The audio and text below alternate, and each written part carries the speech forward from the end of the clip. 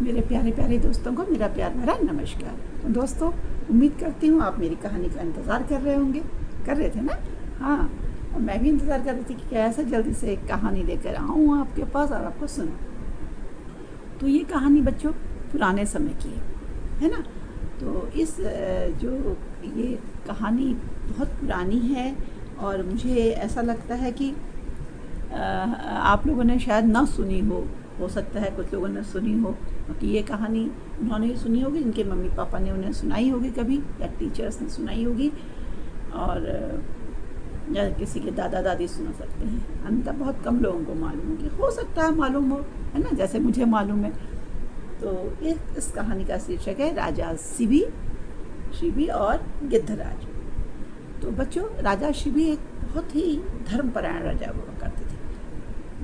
राजा भरत के बाद हमारे भारत का जो में राज इन्होंने बहुत समय तक राज्य किया। ये बहुत ही धर्मपरायण राजा थे। धर्मपरायण जानते हो? जो धर्म पर अटल हो। ऐसा कैसा धर्म? ऐसा नहीं कि मैं ये धर्म का वो धर्म का, ये नहीं। ये वो व्यक्ति थे जो अपनी पूरी जनता से प्यार करते थे, अपनी जनता के सुख दुख के लिए अपना समय बिताया करते थे और उनके सुख दुख की चिंता किया करते थे। किसी दुखी को दुखी नहीं देख सकते थे, उसको दुख को दूर करने का प्रयास करते थे। जिसको धन की आवश्यकता थी उसे धन, जिसे रोटी की ज़रूरत थी उसे रोटी, जिसे कपड़े की ज़रूरत होती उसे कपड़े, जिसे मकान की ज़रूरत होती उसे सर छुपाने की जगह देने का प्रयास करते थे। फिर भी इनमें किसी प्रकार का कोई अहंकार नहीं था। अपने शरण में आए हुए को बचाने के लिए अपनी जी जान लगा देते थे। तो ऐसे थे राजा शिबी। बच्चों, एक बार राजा शिबी अपने महल से बाहर बैठ रहे थे, घूम रहे थे बगीचे में, और प्रकृति का आनंद ले रहे थे। कभी इधर देख रहे थे, कभी उधर देख रहे थे। अचानक से उनकी गोद में एक घायल कबूतर आ गया और बोला, महाराज मेरे प्राण बचाइए, मेरे प्राण बचाइए, मैं बहुत मुसीबत में हूँ। मुझे क्या हुआ? कौन है तुम्हें जो परेशान कर रहा है? उसने कहा, महाराज एक गिद्ध मेरे पीछे पड़ा हुआ है, मुझे खा लेना चाहता है, मुझे बचाइए, मेरे प्राण बचाइए, मैं बहुत दुखी हूँ, मैं आपकी शरण में हूँ। तो राजा ने उसे अपनी गोद में सुरक्षित रखते हुए कि हे प्रिय कबूतर, तुम बिल्कुल चिंता ना करो। अब तुम मेरी शरण में आ गए हो, मेरे शिबी के शरण में आ गए हो, तो अब किसी की क्या मजाल जो तुम्हें कोई किसी प्रकार का नुकसान पहुंचाए। मैं तुम्हारी हर प्रकार से सुरक्षा करूँगा, हर तरह से तुम्हारा ध्यान रखूँगा, तुम बिल्कुल भी चिंता ना करो। ऐसा कहकर उन्होंने उसे पानी वानी पिलाया और थोड़ा साहस बढ़ाया उसका। कबूतर को थोड़ी शांति तो मिली, लेकिन फिर भी वह घबराया हुआ था बहुत। थोड़ी देर में उन्होंने देखा कि एक गिद्ध उड़ता हुआ आया और राजा शिबी के पास आकर बोला, हे राजन, आप मेरा शिकार मुझे दे दीजिए। यह मेरा शिकार है, मेरा आहार है, मैं इसका भोजन करने वाला हूँ, और आप मेरे शिकार को मुझसे छीन रहे हैं। बोले, नहीं, तुम्हारा शिकार तुम कुछ और भी खा सकते हो। यह मेरी शरण में आया है, और जो मेरी शरण में आता है मैं उसे किसी को दुखी नहीं दे सकता। उसकी रक्षा करने का मैं वचन दे चुका हूँ, तो मैं इसे अब तुम्हें नहीं दे सकता। बोला, नहीं, आपको देना पड़ेगा, क्योंकि अगर मैं बोले, नहीं तो ऐसा करो गिद्धराज, मेरे वहाँ महल में नाना प्रकार के खरगोशों का मांस है और बहुत तरह के हिरणों का मांस है, आप उनमें से किसी का मांस खा लो, जितना चाहो उतना खा लो, लेकिन इस कबूतर को छोड़ दो, क्योंकि ये कबूतर मेरी शरण में है। बोले, नाना, मैं तो इसी मांस को खाऊंगा, मैंने तो आज इसी कबूतर को खाने का प्रण किया है। ऐसा कैसे हो सकता है कि मैं किसी और चीज़ मांस को स्वीकार करूं? नहीं, मैं आपका दिया हुआ ये मांस स्वीकार नहीं करूंगा। अब राजा शिबी बोले, नहीं गिद्धराज, आप मान जाइए। बोले, क्यों? अगर मैं नहीं खाऊंगा तो मैं भूखा मर जाऊंगा, क्योंकि मैं केवल इसी कबूतर का भोजन करने वाला हूँ आज, और अगर मैं मर जाऊंगा तो मेरे छोटे छोटे बच्चे मेरी प्रतीक्षा में भूखे मर जाएंगे।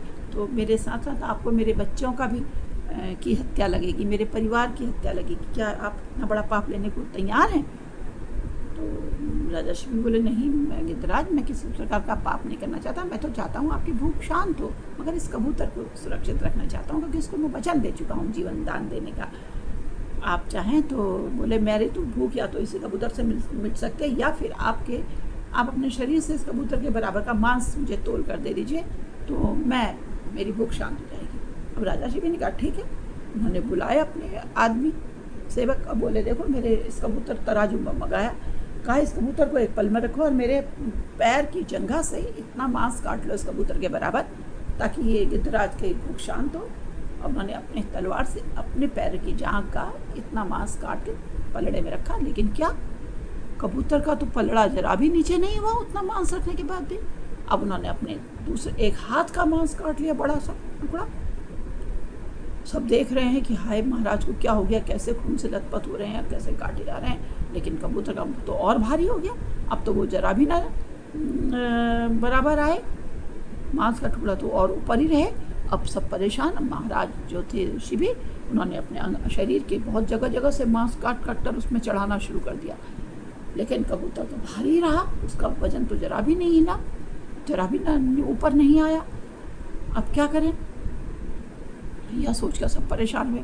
आखिर हार कर शिव बोले कि चलो तुम कौन जो भी हो, मैं खुद ही इस जगह बैठ जाता हूँ, तो कबूतर के बगल वाले पलड़े में, और वह दूसरे पलड़े में स्वयं बैठ गए। उनके पलड़े में बैठते ही कबूतर बराबर का हो गया। अब उन्होंने कहा मैं गिरधराज, मैं प्रस्तुत हूँ, आप मेरा मांस भक्षण कर सकते हैं, मुझे खा सकते हैं। तो लेकिन क्या हुआ, अचानक से उनका ऐसे कहते ही चारों ओर से बिजली चमकने लगी, फूल बरसने लगे, और जो कबूतर था वो अग्निदेव के रूप में प्रकट हो गया, और जो गिद्धराज थे वो देवराज इंद्र के रूप में प्रकट हो गए। बोले महाराज हमें क्षमा करें, हम आपकी धर्म परायणता की, यानी कि आपके धर्म में क्या आस्था है, कितनी आस्था है, आप कितने धर्मनिष्ठ हैं, इसकी परीक्षा लेने के लिए इस तरह का रूप लेके आए थे, और हम आप पर बहुत प्रसन्न हैं, आप जो चाहें हमें हमसे मांग सकते हैं। उसने कहा मैं क्या मांगूँ, मैं इसी तरह धर्मपरायण रहूँ, अपनी प्रजा की सेवा करता रहूँ, और आप लोगों की को प्रसन्न रखूँ, यही मेरी कामना है। ऐसा ही मुझे आशीर्वाद दीजिए कि मेरी राज्य में कोई पीड़ित न है, कोई दुखी न हो, और मैं दुखियों की सेवा करता रहूँ। दोनों देवता इंद्रदेव और अग्निदेव उनको आशीर्वाद देके अपने चले गए। तो बच्चों कैसी लगी है शिवी की, राजा शिवी की कहानी? देखा आपने किस तरह एक राजा अपनी जनता के पालन के लिए, अपनी प्रजा के पालन के लिए अपने सब कुछ दे देता है। तो क्या आज हमारे समाज में ऐसी ही स्थिति है? क्या आज के राजा को, हमारे समाज की प्रजा को इस तरह का होना चाहिए या नहीं? आप मुझे इस पर मनन करके बताएं। आप चिंतन करें कि ये कहानी कितनी सही है, कितनी गलत, समाज के लिए कितनी आवश्यक है इस तरह की कहानियों की, इस तरह के व्यक्तित्व की। तो आप मुझे ज़रूर इस पर विचार करें, मेरी ऐसी इच्छा है। आप इस तरह के कथानकों का नाटक करके अपने विद्यालय में सब बच्चों के सम्मुख एक उदाहरण प्रस्तुत करें। आप इस तरह की कठपुतलियाँ बनाकर, इस तरह के राजा शिवी, गिद्ध और कबूतर की कठपुतलियाँ बनाकर भी उनके द्वारा भी इस नाटक का मंचन कर सकते हैं। आप इस कहानी को चाहें, वैसे तो ये कहानी पुरानी है, पुराणों से लिखी हुई है, तो इसको बदल भी सकते हैं। चाहें तो आप ये भी कह सकते हैं कि अगर मैं इस कहानी को लिखता तो मैं इसको इस तरह से लिखता, मैं इसमें इस तरह का परिवर्तन करता, या मैं इस तरह से कथा का अंत करता। आप कुछ भी कर सकते हैं, ये आप पर छूट है पूरी, आपको छूट देती हूँ मैं। तो कहानी कैसी लगी आप अवश्य लिखें। पसंद आई तो लाइक करें, नहीं आई तो डिसलाइक कर सकते हैं, और शेयर ज़रूर करें अपने दोस्तों को कि ये कहानियाँ हमारे जीवन में एक मूल्य को निर्धारित करती हैं। अगर आप इस कहानी पर का मनन करेंगे, इस पर सोचेंगे, तो आपको बहुत सारी चीज़ें इससे पता लगेंगी।